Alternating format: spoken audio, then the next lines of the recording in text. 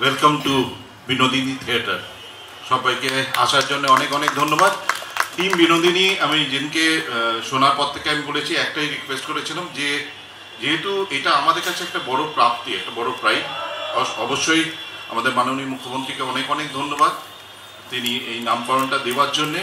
তবে আমি এটা দেব এন্টারটেনমেন্ট বা আমাদের অন্য প্রডিউসার যে আছে নেই বলে আমি প্রদীপকে আমি বলতে পারছি না বলে রুক্মিণীকে রিকোয়েস্ট করছি যে এখানে প্রিমিয়ার শোটাও যাতে এখানেই হয়। সুতরাং আমরা সেই হিসেবে থ্যাংক ইউ। সুতরাং তাহলে আমি প্রেস বন্ধুদেরও এখানে পাবো, আর আশা করছি এই হেরিটেজ প্রপার্টিটাকে আরো উচ্চমানে আমরা নিয়ে যেতে পারবো। আজকে কল্পতরু উৎসবে এখানে আসার একটা বিশেষ কারণ আছে, কারণ বিনোদিনী দাসীর জীবনে আরেকজন যদি আমি বলি যে ভীষণ গুরুত্বপূর্ণ, যার জন্য হয়তো যেটা বলেন না ইংলিশে উনি স্যালভেশন পান, উনি জীবনটাকে অন্যভাবে দেখতে শেখেন।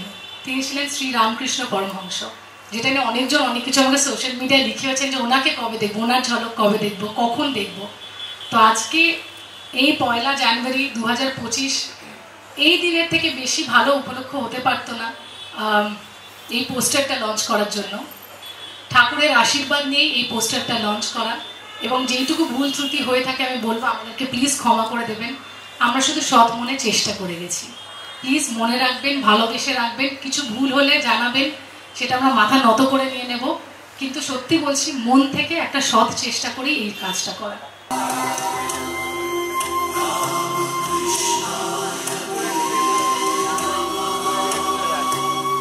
আমরা আজকে অত্যন্ত আনন্দিত এবং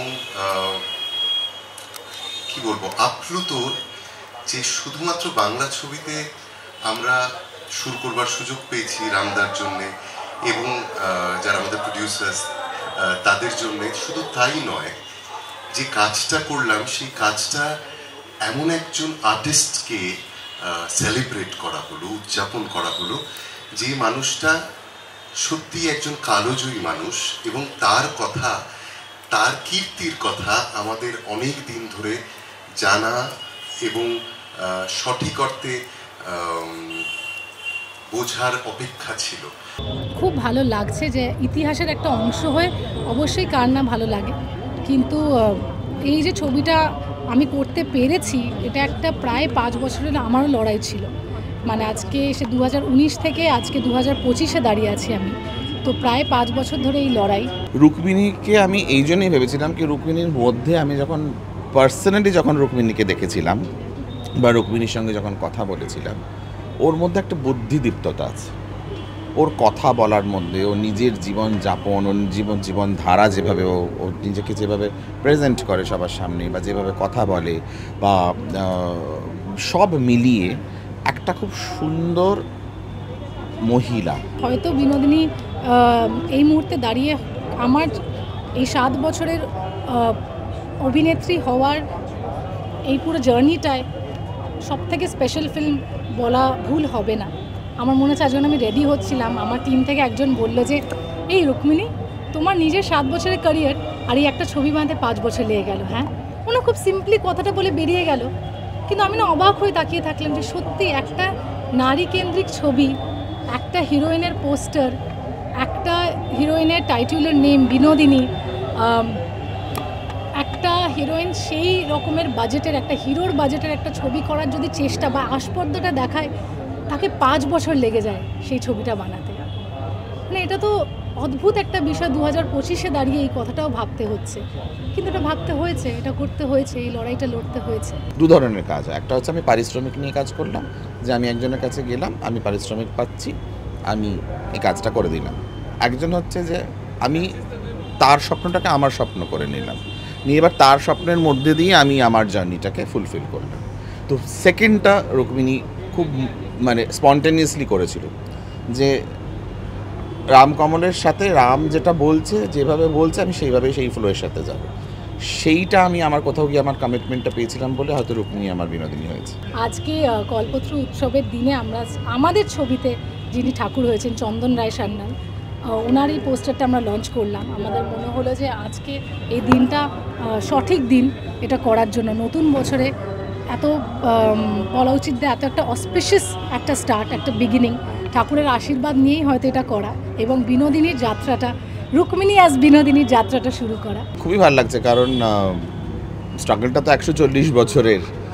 আর এক্ষুনি একটু আগে বলছিলাম যে এই চেঞ্জটা, এটা যদি মিডিয়া যদি না বলে তাহলে ইতিহাসে থেকে যাবে না যে what Bengal things today world things tomorrow. আজকে আবার সেই জিনিসটা হলো, সিনেমা ইতিহাসকে পাল্টে দিল। বিনোদিনী অ্যাজ নানান চরিত্র, সব থেকে কঠিন যদি বলা হয়, যে জন্য বিনোদিনী দাসীকে অনেক লাঞ্ছনা, অনেক কথা শুনতে হয়েছিল যখন উনি শ্রী চৈতন্য মহাপ্রভু করেছিলেন। যেই লুকটা আমরা দেখে এসেছি, কিন্তু আমাদের ইতিহাসের পাতায় কোথাও ওনার শ্রী চৈতন্য মহাপ্রভু হওয়ার লুকটা দেখিনি, বা কাউকে সেরকমভাবে করতে দেখিনি। মানে বীণা দাশগুপ্তার স্টেজে ওটা আছে, কিন্তু বিনোদিনী দাসীর সেরকম কোনো লুক অরিজিনাল আমরা তো অ্যাটলিস্ট খুঁজে পাইনি। যদি কেউ থাকে প্লিজ আমাদের পাঠাবেন, আমরা অবশ্যই আপনাদের নাম দিয়ে সেটা পোস্ট করবো, আমরা চাইবো সেটা করতে। কিন্তু বলছি আমি চৈতন্য মহাপ্রভু হয়ে দেখতে চাই, এবং যখন উনি দেখেন তখনও বলছিলেন যে তুমিই আমার বিনোদিনী।